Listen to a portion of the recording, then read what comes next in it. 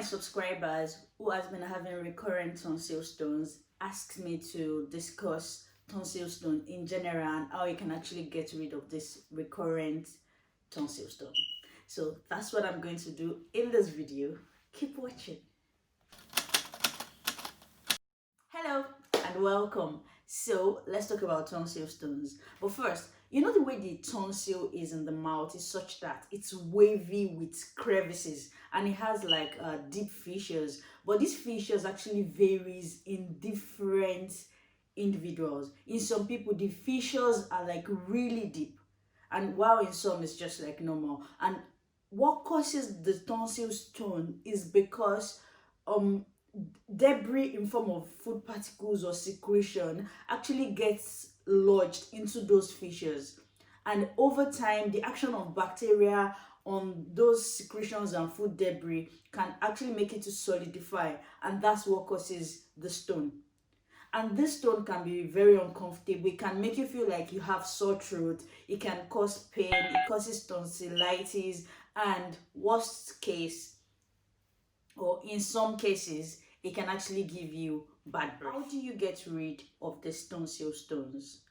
First, one of the conservative treatment that is usually advised is to use like high pressured water to try and dislodge the stone, the tonsil stone, from where it is. And sometimes you might mix that water with a little bit of your mouthwash, which contains peroxide, just to dislodge it. And if it's quite recurrent, like it's occurring over and over, then there might be a need to actually take out the tonsils. And good news is, presently there are ways to take out the tonsils that are less invasive than it used to be and even less painful.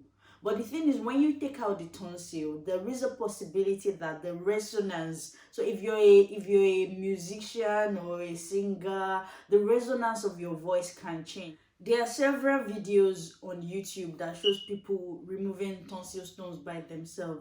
It's not advisable for you to remove this tonsil stone by yourself, except you try to dislodge with water, like I said. But trying to remove it using digital method with your hand and some other instrument to try and take it out is actually quite dangerous because of the location. That area is highly vascularized, so if you poke it too much, bleeding might occur, and that would not be nice. And then you might even cause more harm than just the stone that you have there.